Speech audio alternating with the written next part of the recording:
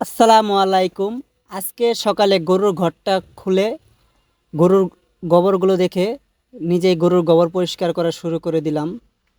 কারণ গরুর ঘরটা এখন খুব ময়লা হয়ে আছে, তাই বেসলাটা নিয়ে নিজেই শুরু করে দিলাম গোবর সাফ করা। এগুলো আমি কমই করি, এই সাফ করার কাজটা আমি কমই করি, কিন্তু আজকে নিজে দেখলাম যে ময়লা হয়ে আছে, যেহেতু গোবর হেগে রেখে দিয়েছে গরু, তাই আমি এগুলো পরিষ্কার করলাম।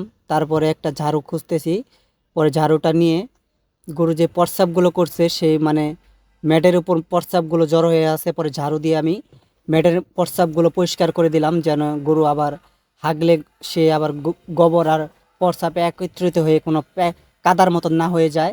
তারপরে গরুকে আমি পানির সাথে দানাদার খাদ্যটা দিয়ে দিলাম। অনেকে জিজ্ঞাসা করতে পারেন আমার গরুকে আমি কি কি দানাদার দিই। এখানে এখানে আমি শুধু দিই গমের ভুসি, ধানের কুড়া আর লবণ। তার সাথে যদি ঘরে কখনো ভাত থাকে সেই ভাতগুলো আমি গরুকে দিয়ে দেই। এগুলি আমার গরু খায়, কারণ আমি ওরকম হাইফাই দানাদার খাদ্য গরুকে দেই না, আর ফিটও দেই না। শুধু ধানের কুড়াটা আর এই যে গমের ভুসি সেটাই বেশি করে দেই। এখন আমার গরুর পানি খাওয়া শেষ, একটু সে খড় খাচ্ছে।